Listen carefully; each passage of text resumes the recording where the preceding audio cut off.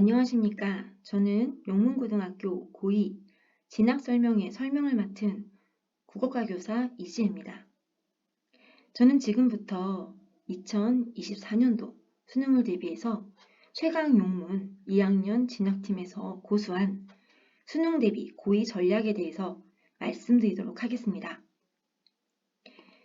제가 말씀드린 내용은 먼저 수능 추이, 그리고 수능 유형, 준비사항, 또 우리 고2 학생들이 준비해야 하는 공부 방향에 대해서 설명하도록 하겠습니다. 먼저 교육통계 사이트입니다. 이 교육통계 사이트를 보시면 초등학교 2학년부터 고등학교 2학년까지 학생 수가 나와 있습니다. 현재 통계를 본다면 우리 아이들이 속해 있는 집단은 여기 노란 색깔에 해당합니다. 무려 지금 현재 고3 학생들과 비교했을 때 25,000명이나 낮은 숫자를 보실 수가 있는데요. 이렇게 된다면 2024년도에 첫 번째로 가장 눈에 띄는 좋은 점이라고 말씀을 드려야 할까요? 모집 인원이 굉장히 적기 때문에 전체적으로 봤을 때 수능에 대한 경쟁률은 떨어질 것으로 예상을 합니다. 사실 2021학년도에는 약대 학부가 모집이 되었고요. 이에 따른 수능 변화와 또한 교차 지원이라는 변수 때문에 올해 2023학년도까지는 재수생과 반수생이 굉장히 많을 것으로 예상합니다. 그렇다 보니 다행히 저희가 속해 있지 않은 이 고3의 집단들은요. 엄청나게 큰 치열한 수능을 봐야 할 것으로 예상이 되는데요. 2024년도에는 이런 약대가 모집됐던 인원수가 3년 차에 접어들면서 어느 정도는 안정될 것으로 예상합니다. 또한 4수, 5수 이렇게 불리는 N수생도 어느 정도는 소진되지 않을까라는 추측을 하면서 인원수에 대한 경쟁률이 치열하지 않을 것이다 라고 바라보는 것이 첫 번째 소견입니다. 자, 이것은 두 번째 변화인데요. 대부분 아셨을 거예요. 여기 나와 있는 고려대 같은 경우에도요. 다른 학교를 모두 포함해서 특별하게 문과에 대한 학생들의 수능 최저가 굉장히 엄격했습니다. 그렇다 보니까 자연스럽게 문과의 수능 최저 학력 기준을 높이다 보니 더욱더 부담이 컸었는데요. 이런 유형이 많았던 이유는 수학, 가형과 나형으로 분리되었던 것에 대한 영향으로 추정이 됩니다. 하지만 이제는 문과의 수능 최저 학력 기준이 하형 조정된다는 반가운 소식이 있습니다. 그렇다면 문과의 등급이 낮아짐과 동시에 문과생들은요, 수학에 대한 부담감이 조금은 줄어들지 않을까 라는 생각을 하고요. 문과생 또한 최저 충족 면에서 조금 더 편해질 것으로 예상을 합니다. 다음, 정시 모집에 대한 이야기인데요.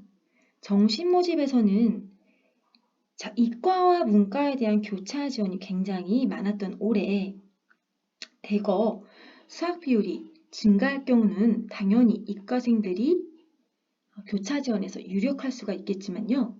올해는요. 수능 수학 반영에 대해서 비율이 조정될 것으로 예상이 됩니다. 실제로 작년 경희대에 대한 결과입니다. 사실 이거는 어떻게 보면 대학 중에서 가장 빠르게 발표했던 것으로 알려졌는데요. 경희대에서 정시 모집에 대한 일반 전형에 대한 지원자들의 합격자와 등록자를 분석해 본 결과 문과대학이라든가 자율전공학부 또한 호텔관광대학에서는 월등하게 이렇게 점수가 50%가 넘는 퍼센테이지를 보여줬습니다. 하지만 그 외 모든 친구들은요. 수학에서 미적분과 기하를 응시했던 것으로 알려졌습니다.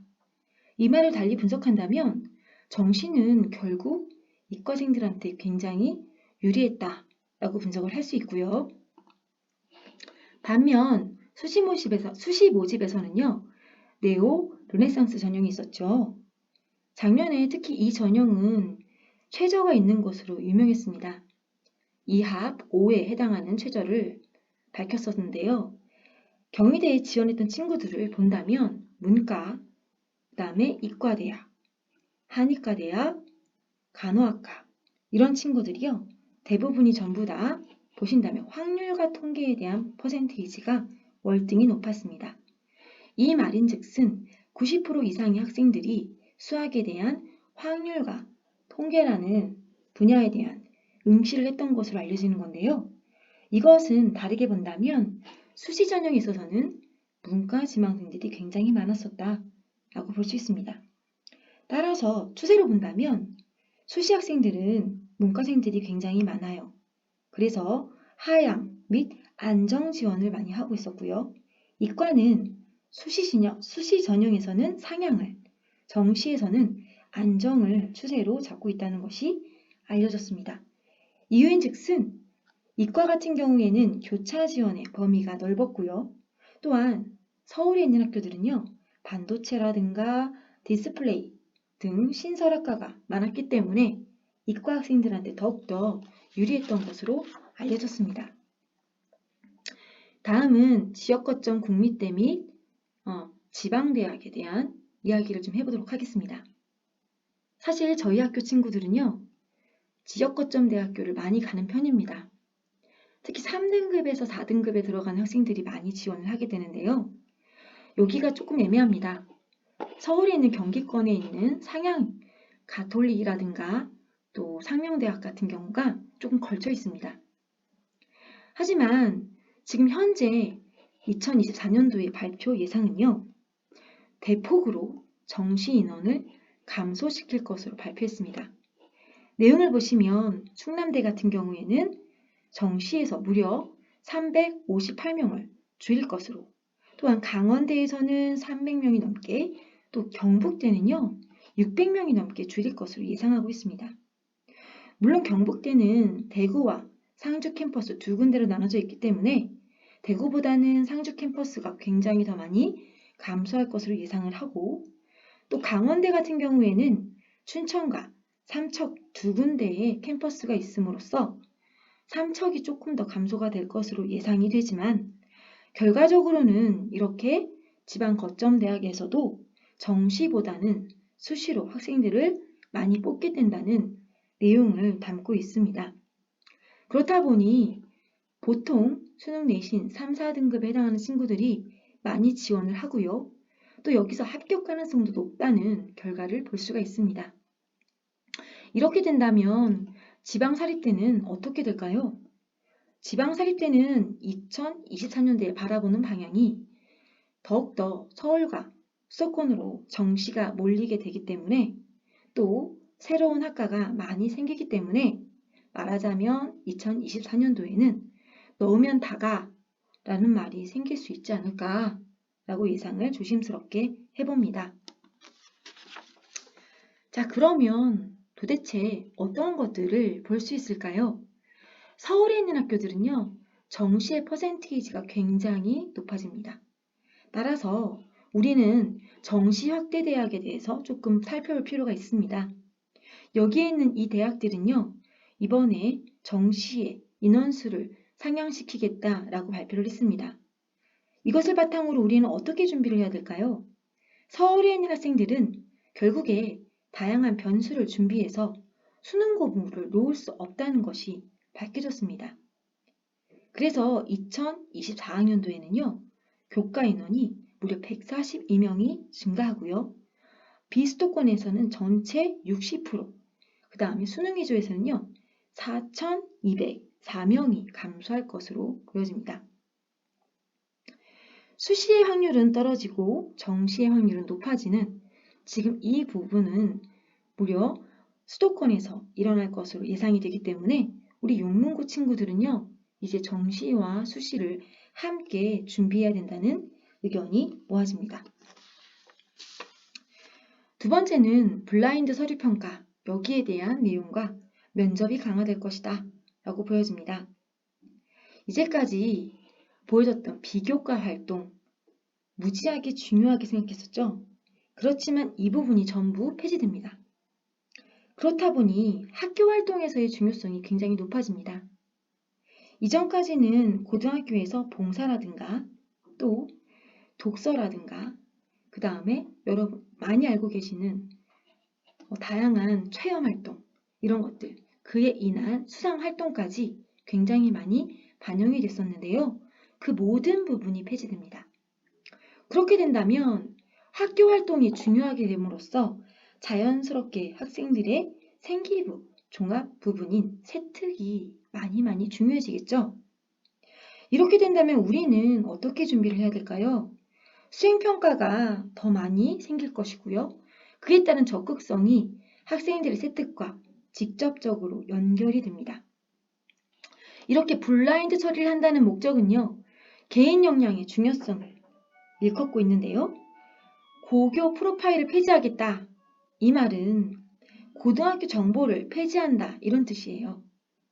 그래서 고등학교에서 여기가 자소서를 보면서 자사고인지 특목고인지 일반고인지를 모르게 하겠다. 뭐 이런 후광 효과를 차단한다는 의미인데요. 사실 세특을 본다면 또 선택 과목을 본다면 이 부분은 많이 알 수 있더라고요. 작년 어떤 학교에서 저희가 참여했었던 입시 설명회에서 그런 얘기를 했습니다. 물론 이렇게 학교 후광 효과가 차단되긴 하지만 알게 모르게 선택 과목이라든가 진로 발달, 그 다음에 행발 이런 활동들을 통해서 알 수 있다고요. 하지만 우리 학교 애들이 그렇다고 해서 그런 부분에서 굉장히 떨어지거나 불합리한 것은 아닙니다.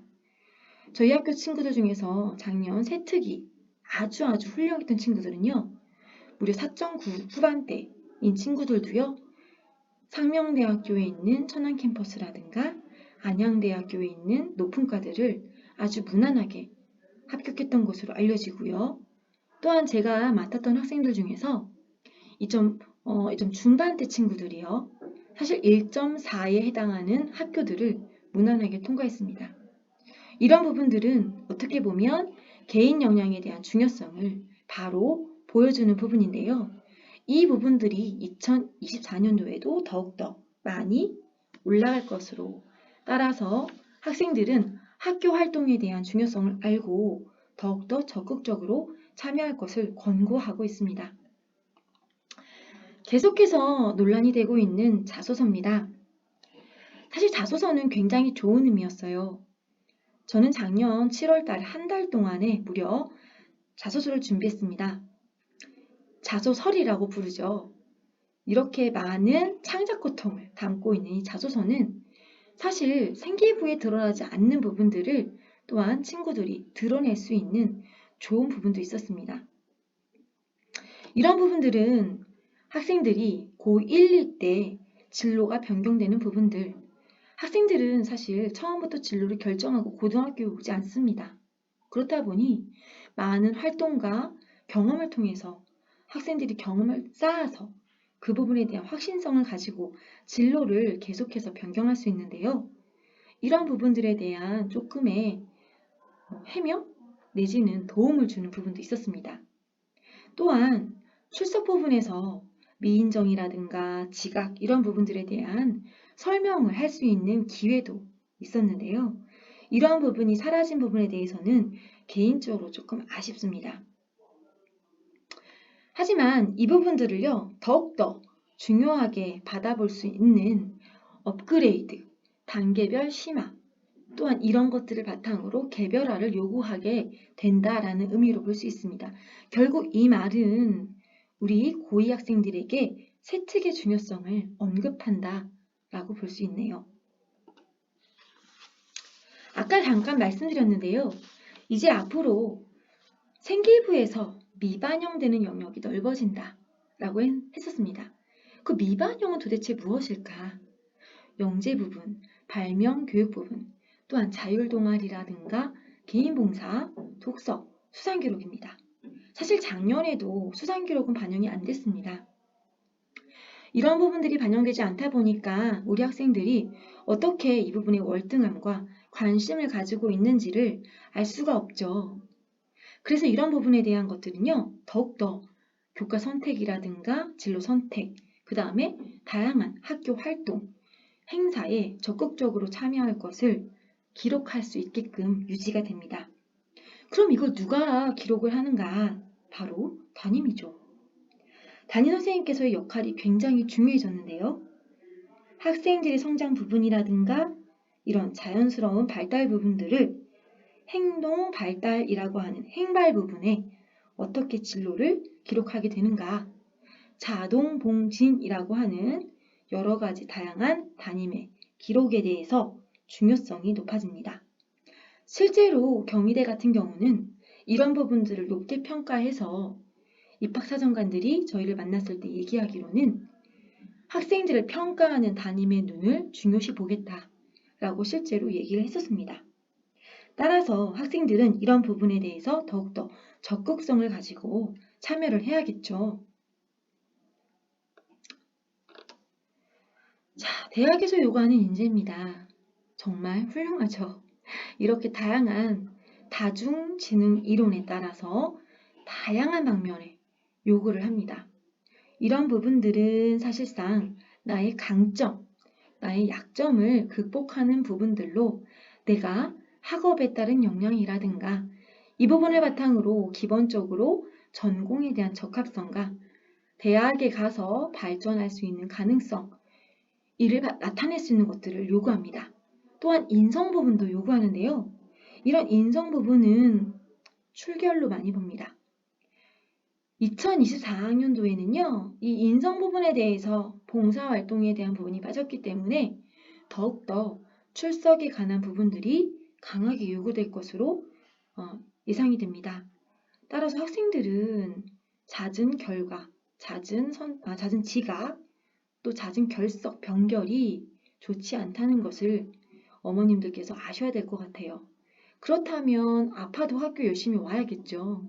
좀 안쓰럽지만 열심히 학교 다니고 그 부분에서 성실함을 보여주는 것이 중요합니다. 학생부 종합전형이 우리 학생들한테 많이 중요합니다. 특히 우리 학생들, 용문고 학생들은요, 이 전형으로 많은 대학을 가요. 정시 부분에서도 많은 비중을 차지하지 않을까라고 보지만 아직은 저희 학생들은 학생부 종합전형에서 굉장히 많은 성과를 거두고 있습니다. 이 점은 다양한 세특에 대한 선생님들의 관심과 담임 선생님의 노력들이 더해진 부분이 아닐까 한번 생각해 주시면 감사하겠습니다. 자, 학업 역량의 중심 전형에서 논술 전형이 있습니다. 고3이 돼서 논술 전형을 많이 진행을 해요. 하지만 개인적으로 저는 국문학을 전공한 사람으로서 이 논술 전형에 대한 준비를 한다면 지금부터 하시기를 권고합니다. 고3의 전형을 준비해서 합격이 된 친구들은 사실 많이 보지 못했거든요. 논술 전형이라고 하는 것은 굉장히 다양한데요. 기본적으로 학생들이 내용에 대한 요약을 할 수 있고 그 부분에 대한 이해를 바탕으로 글을 써야 됩니다. 이 부분은 사실 비문학하고도 관련이 있는데요. 이런 논술 전형을 준비하기 위해서는 지금부터 글을 보는 눈과 내용을 이해하는 눈을 키워야 됩니다. 단지 그걸 3학년이 돼서 학생들이 준비할 수 있을까요? 시간이 굉장히 오래 걸리는 전형입니다. 따라서 논술 전형을 준비하려고 생각한다면 지금부터 준비하시기를 권고드리고 싶습니다. 또한 예술계통, 실기 부분을 중심으로 보는 친구들에게는요. 지금부터 열심히 함께 병행해야 합니다. 우리가 잘 모르는 부분이 실기로 가는 거니까 내신이 중요하지 않지 않을까요? 하지만 대입선발규칙에서는요. 학업 역량을 기초로 두고 있다는 점을 잊으시면 안 됩니다. 기본적인 조건이 갖춰진 학생들만이 전공에 대한 실기 능력과 발전 가능성을 시험해 볼 수 있다는 거죠. 따라서 대학은 우리에게 조금 까다롭지만 다양한 다중지능 이론에 대해서 요구하고 있습니다. 자, 어머님들께서 꼭 아셔야 됩니다. 대입전형 어떤 것들이 있나? 사실 학생부 교과 전형이라고 하는 거는요. 어머니께서 알고 계시는 요즘 많이 보여지는 학추입니다. 이런 학추는 도대체 뭘까? 우리 학생들이 많이 지원을 하고 있는 전형이고요. 실제로 작년에는 인원수에 많은 제한을 두기도 했습니다. 이 학추 전형 내지는 교과 전형은요, 수능 최저를 갖고 있다는 것이 특이한 점입니다. 그렇다 보니까 우리 친구들이요, 내신도 좋고 수능도 준비가 되는 친구들이 많이 준비를 지원했었죠. 과목별로 다 틀려요. 어느 대학에서는 주요 과목 2가지와 탐구 하나, 또 어느 대학에서는 주요 과목 2가지와 탐구 2가지를 봅니다. 또 더불어 이 부분은요, 기본 옵션이고요. 면접까지 요구되는 부분이 있습니다. 이래서 작년 굉장히 힘들었었습니다. 아이들은 면접도 준비하고 학생부도 따로 준비 관리가 되어야 됐기 때문에 또 수능 또한 준비가 되어야 됐기 때문에 많이 힘들었었죠. 하지만 이 부분에 대해서는요, 수능 최저가 굉장히 예민하게 반영이 되기 때문에 친구들에게는, 학생들에게는 유리했기도 했습니다. 로테이션이라고 해서 추합이 굉장히 많이 돌았기 때문에 저희 학교 아이들이 서울에 있는 4년제를 많이 붙을 수 있었던 이유가 바로 이 교과 전형입니다. 또한 중간에 해당하는 2, 3등급, 3, 4등급 친구들은요, 이 학생부 종합전형을 많이 받습니다. 학생부 종합전형은요, 얼마나 착실하게 내가 학교 생활을 해야 하는가, 다양한 활동과 그 다음에 다양한 선택 과목을 통해서 내가 어떤 역량들을 펼쳤는가가 기록된 것들을 바탕으로 이 부분이 적용이 됩니다.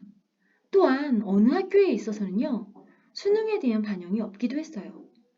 하지만 수능에 대한 반영이 없으면 경쟁률은 굉장히 치열했겠죠. 이런 부분들이 요구됐기 때문에 학생부 전형은요, 조금 안정권에서 해당하는 친구들, 수능에서 수시로 학교를 들어가려고 하는 목적을 가진 친구들이 많이 전형을 치렀습니다. 논술입니다. 아까 말씀드린 것처럼 기본적인 역량이 되지 않으면 전형이 이루어지지 않습니다. 왜냐하면 이 전형도요, 수능 최저가 들어갔기 때문이에요.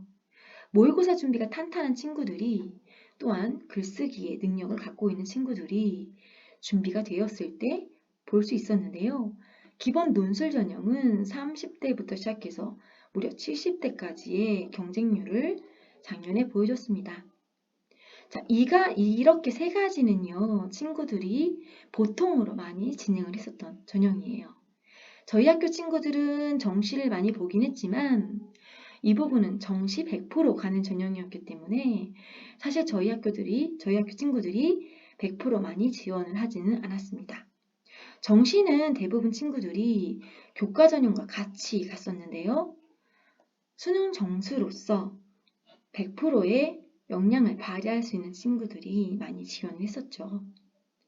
자, 이렇게 대입 전형이 나눠져 있습니다.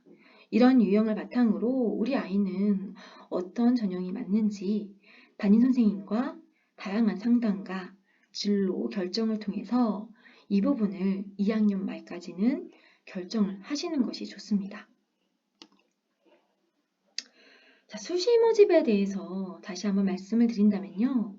이렇게 4가지의 전형을 볼 수 있습니다. 자, 여기서는 보통 학생부가 기본적으로 들어갑니다. 3학년 1학기까지의 점수를 반영을 하고요. 이 부분 외에 교과 능력 외에 자소서라든가 면접이 되는 것들을 준비했었는데요. 사실 올해는 그렇게 되지 않고요. 교과 전형으로서 다양한 더욱더 확대된 교과 전형을 준비할 것으로 예상이 됩니다. 3학년에는요. 보통 9월에 원서 접수를 해요. 그래서 7월까지의 전체 내용을 마감한 상태에서요. 접수를 하게 됩니다. 자, 이렇게 학생부 교과 종합을 포함해서 전체 6회가 지원이 됩니다.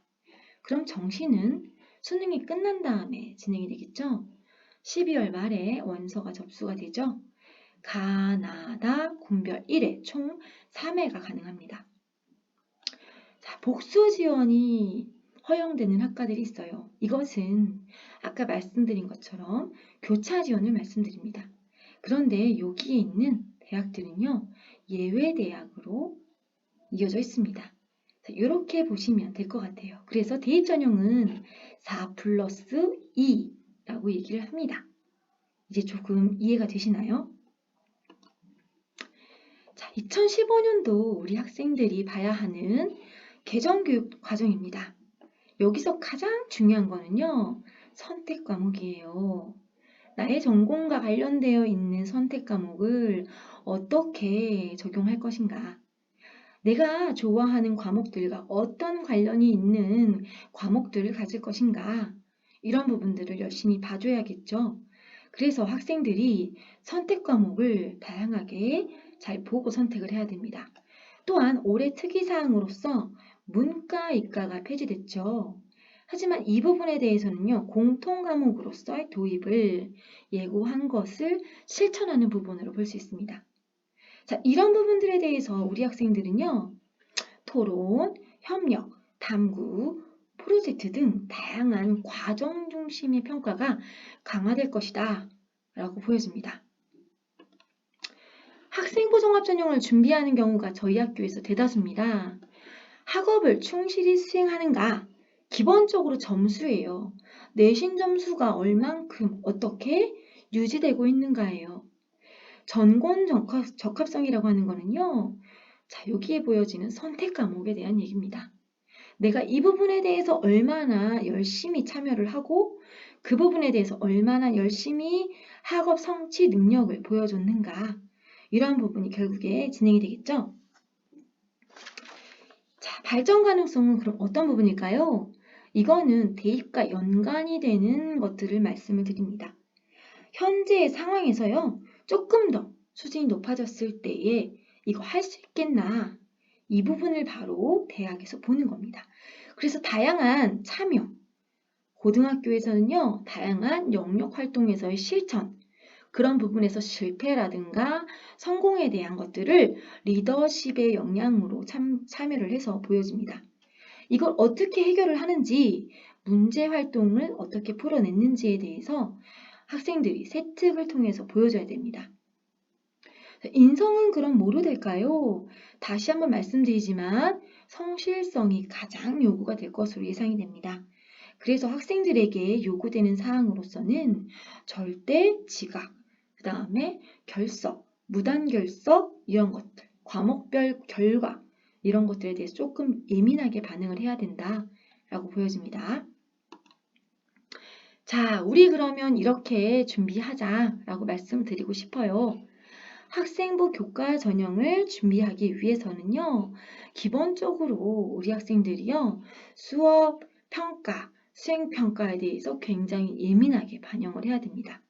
실제로 문학 같은 경우에도요, 1학기만 50%의 수행평가 능력을 요구하고 있습니다.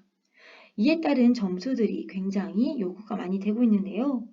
기본적으로 적극적으로 그리고 열심히 참여한 학생들에게 그 부분에 대해서 영향력을 발휘할 수 있게끔 세특에 대한 영향을 주고 있어요. 2022학년도에 전국적으로 어떻게 보여지는가? 교과 전형이 굉장히 많이 보여집니다. 하지만 종합 전형도 적지 않아요. 그래서 수시 모집 전형을 적극 활용하는 방법, 아까 말씀드린 것처럼요.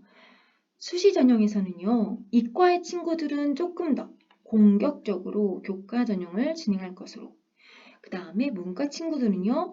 종합에 해당하는 것들을 바탕으로 조금 생각을 해서 안정권으로 진행할 것을 요구하고 바라보고 있습니다.